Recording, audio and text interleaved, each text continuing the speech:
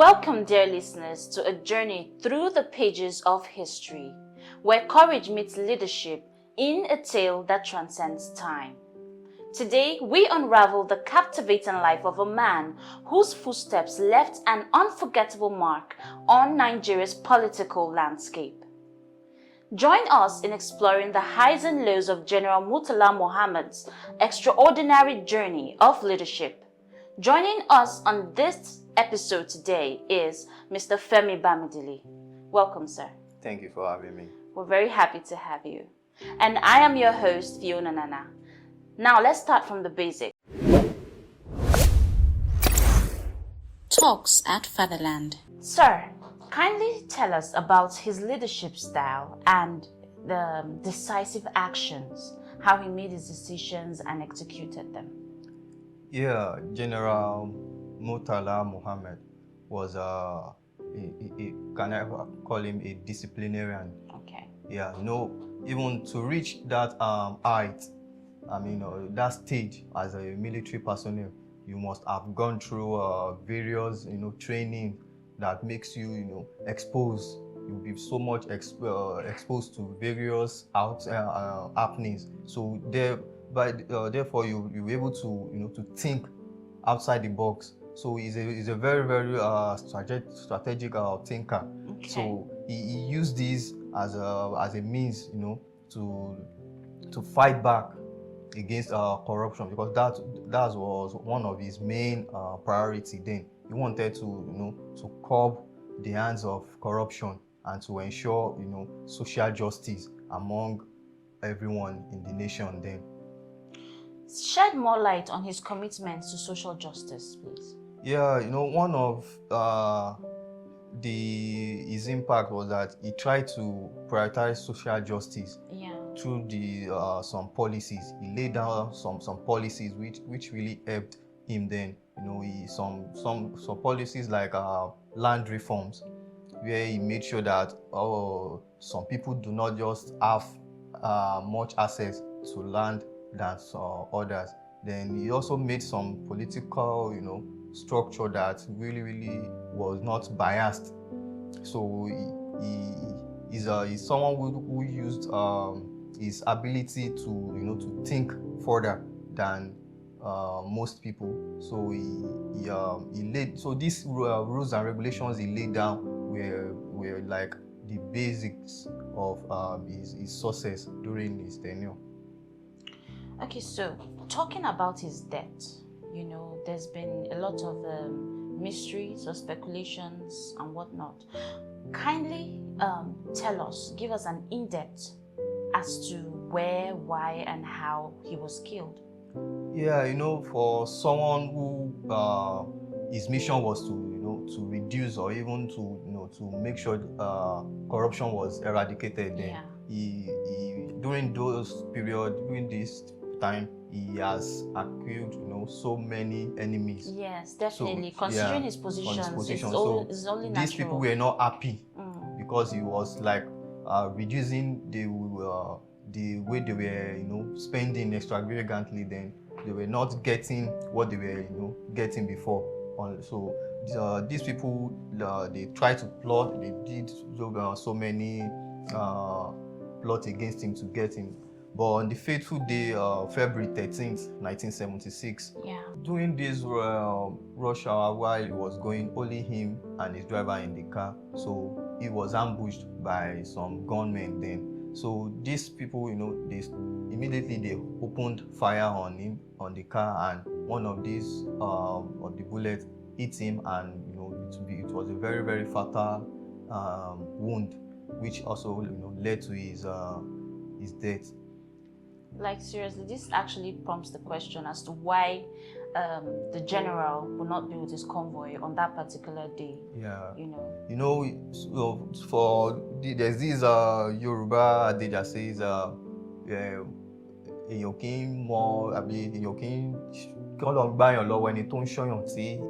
is, if God should deliver us from people who are monitoring us and who we did not know.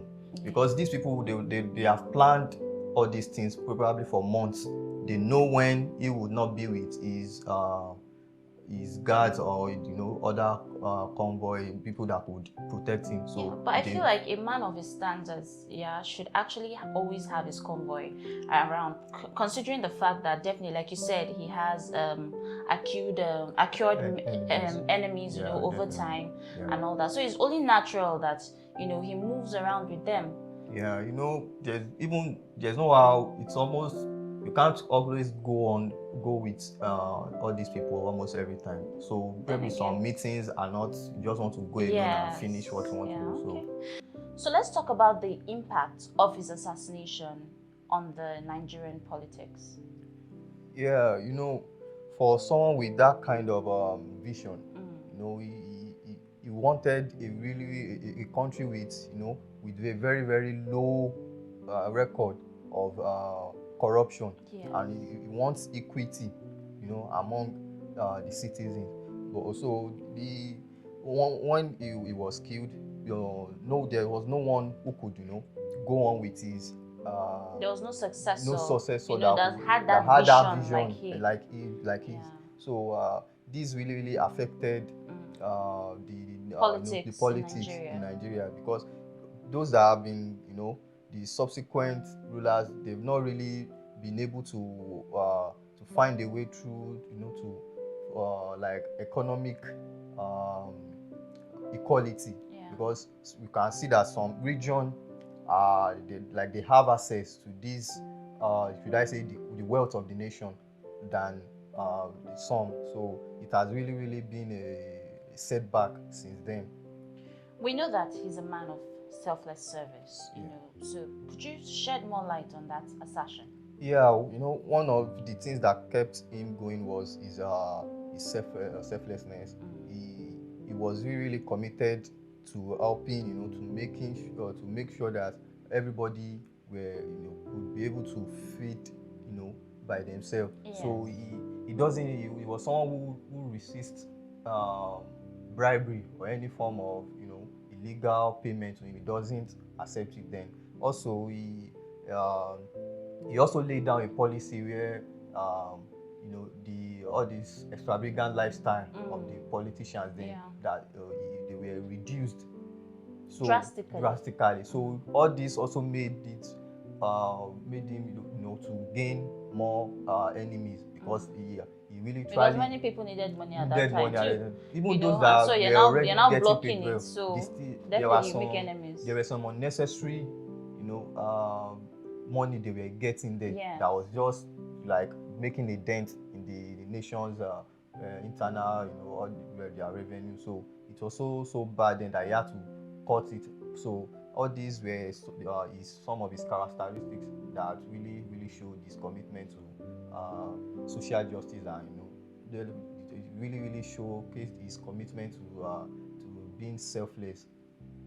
Lastly, we'd like to hear your thoughts on his legacy and contemporary influence. Yeah, though you can see, recent times that most of the people are trying to like emulate his sense of accountability, transparency, and all these good qualities. Though we are still finding it hard in some aspects, but we can still see some of these legacies he laid down there, which even led to bringing out some organizations that were used to tackle each of these all these bad things people try to all these illegal activities that people tend to go into. So he has been a very, very, we can see some of this work he has done then showing up in one or two aspects of the things we do in Nigeria now. So, in your own light, in your own thoughts, what would you say about the Nigeria then and Nigeria now? Yeah, I would say back then it was, this assassination of 18 was so much that it really affected us. So many rulers they wanted to really work on this country, but their lives were cut short because they were not conforming to the things where maybe the majority wanted. Yeah. That they didn't want to go into their illegal work, or so they had to just finish them up and tend to put the people that can help them on the position. Thank you so much for coming, as always, to It's a shed pleasure. light on this beautiful, wonderful topic. And there you have it, the incredible reign of General Murtala Muhammed, a man whose legacy echoes through the corridors of power. Remember, even in the face of adversity, courage prevails. We hope you enjoyed this enlightening journey through history. Don't forget to subscribe, share, and stay tuned for more captivating stories on Talks at Fatherland. Please work with the Fatherland Foundation by making your donations. Click on the website below or visit fatherlandfoundation.org to make your donations today. Until next time, keep exploring. This is Fiona Nana signing off. Bye for now. Talks at Fatherland.